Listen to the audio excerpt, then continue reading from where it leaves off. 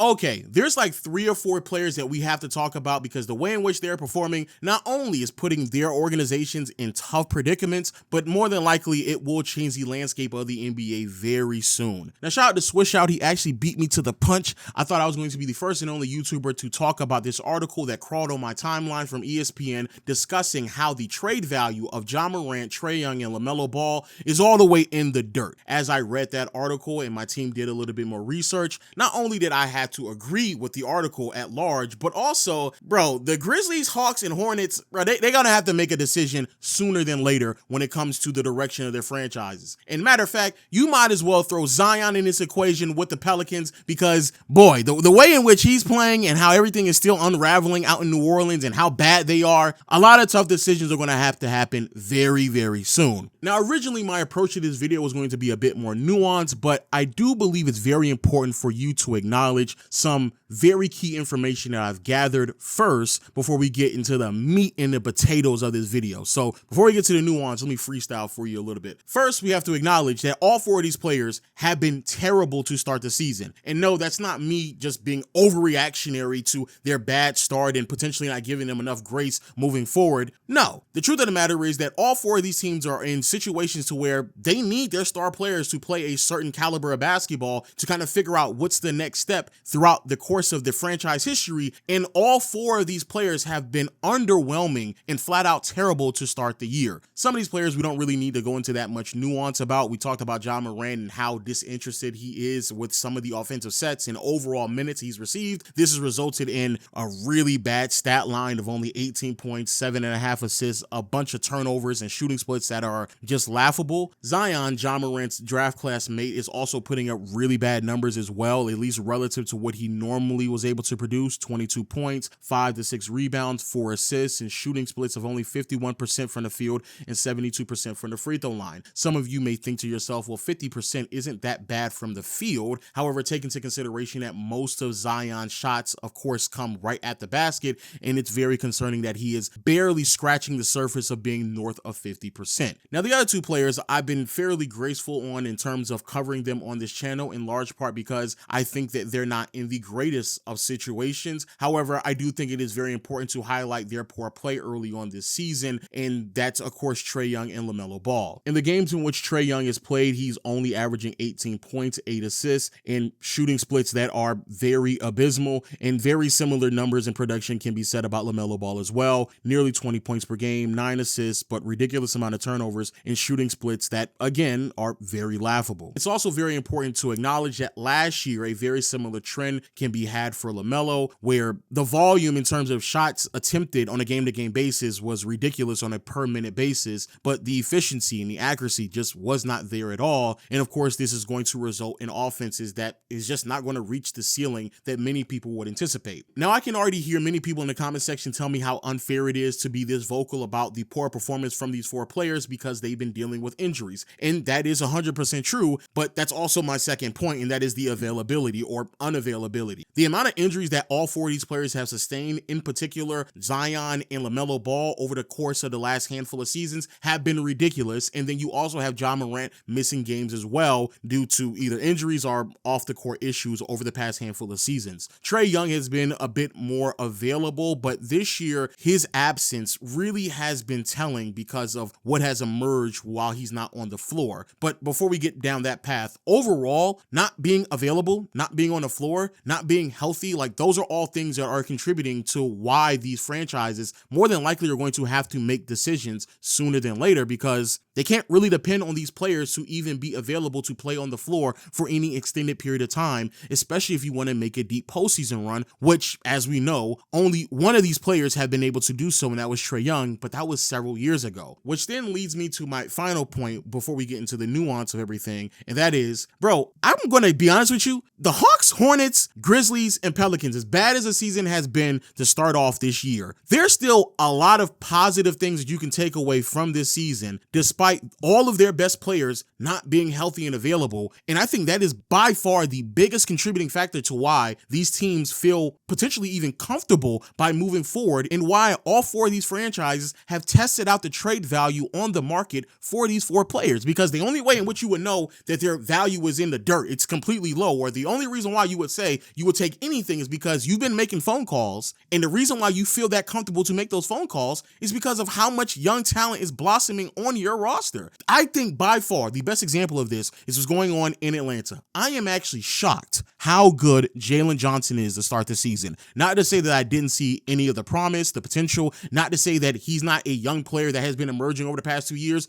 I'm not saying it at all, but the way in which he is composing himself from a scoring perspective, he's a really good defender, especially at the age, but the overall passing, playmaking, kind of table setting for what this team may need really does have me taking a step back and asking myself, wow, if the team can look this good and they're winning games still without Trae Young, what exactly is the purpose of Trae Young? Especially when you take into consideration that defensively, this is the best the Hawks have ever looked during the Trae Young era. And we all know having Trae Young on the floor and the makeup of this roster is specifically meant for Trae Young to be hit defensively. But what if you can put out a lineup where you don't have to hide anyone defensively at all, and you can just go out there with young, athletic wings, players who are dynamic, players who can run up and down the floor, and players who are not a defensive liability? Bro, what if you were able to run a lineup like that, still go out there and win games, maybe not be anywhere near close offensively that you are with Trae Young, but you're still a productive team, which is something that cannot be said over the past handful of seasons, or at least not consistently enough for the Hawks to reach consistent playoff status. That's very, very telling. And again, shout out to Jalen Johnson, because I genuinely believe his emergence into a fringe all-star caliber player, but I genuinely believe someone who's averaging 23, 10, and 7. Like, I think that player should be able to make the all-star game. That caliber of star, if you're telling me you can have that player and everybody else is also producing at a really high level, it kind of does beg the question, like, why exactly do we need Trae Young? You can then go to New Orleans and kind of ask yourself the exact same thing. Bro, it doesn't matter if Zion is playing or not playing, they're still losing games. And as we all know over the past couple of seasons, bro, Zion isn't healthy and available anyway. And even though, yes, he has lost a lot of weight, and even though, yes, he came into training camp looking ready to go, it seems as if like the loss of weight has potentially negatively impacted his productivity. He's not finishing the same, he's not as aggressive anymore, and even with the loss of weight, he still doesn't have the defensive motor that you would want out of him anyway. But add on top of that, part of the reason why you would feel comfortable with shopping off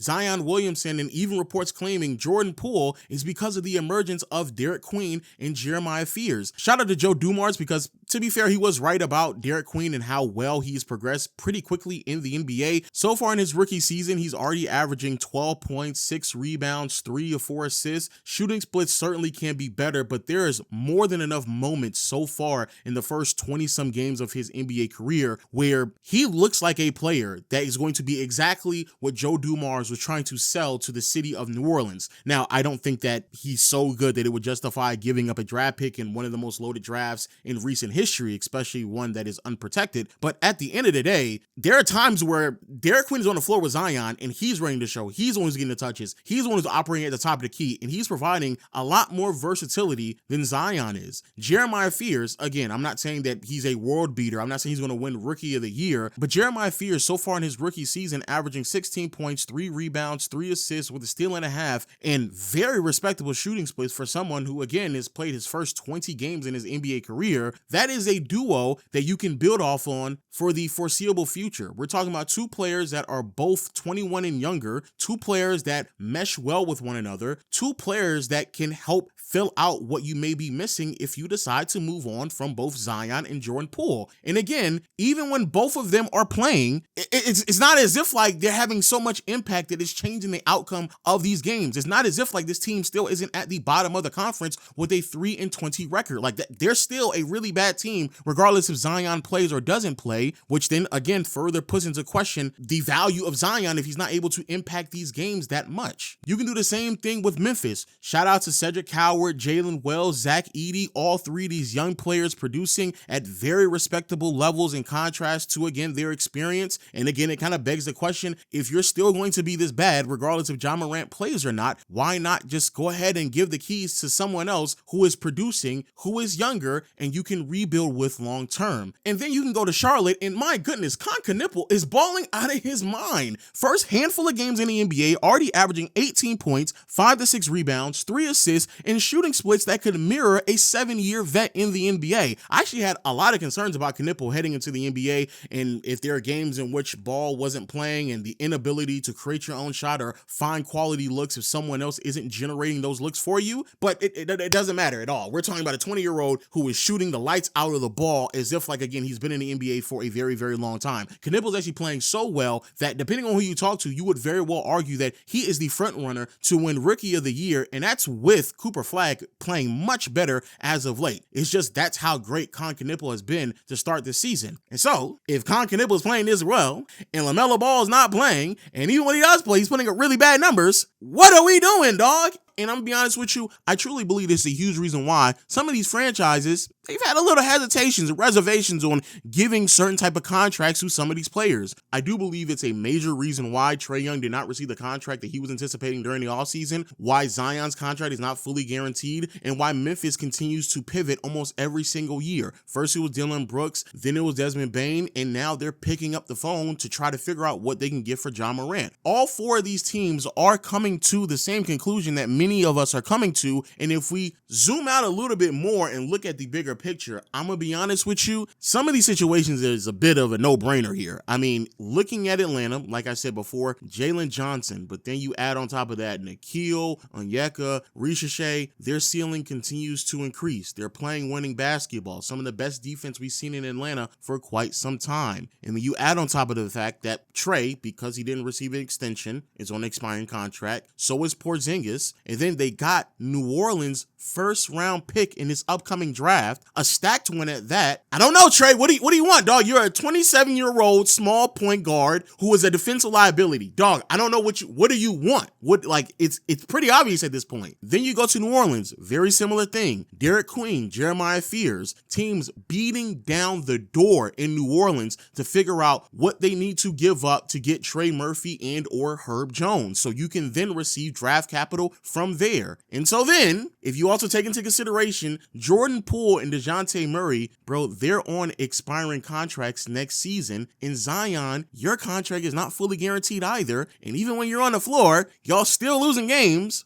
Bro, I don't know, bro. Is it not? Am I tripping right here? Is it not obvious? Then you have Ja out in Memphis. Edey, Coward, Wells, all three young players, ceiling continues to increase. They're winning games even without Ja, especially over the past handful of seasons. But speaking over the past handful of seasons, they moved off of other players easily. And Ja, regardless if it's off the court or on the court, I don't know if it really justifies continuously going down this path of him being the face of the franchise. And also, Memphis might be getting some draft picks as well, depending on where certain teams kind of finish. We'll hold off on that until the summer. But regardless, it kind of makes a lot of sense. They've been winning games without Ja over the past handful of seasons anyway. And then when it comes to Charlotte, to be fair, they've already given LaMelo his contract extension, but Con Knipple hooping out his mind, you can probably roll the dice one more time on Brandon Miller. And on top of that, you have a 2027 Dallas Mavericks pick where we all know Dallas, they're looking to hit the restart button today. So that draft pick could be very valuable and help you rebuild down the line through another phase of franchise history. I don't know, bro. I kind of feel like all four of these players, this was the year for them to define themselves as franchise guys, as players that can be superstars, individuals that these teams can lean really heavy on to help build in the future. And to be fair to these franchises,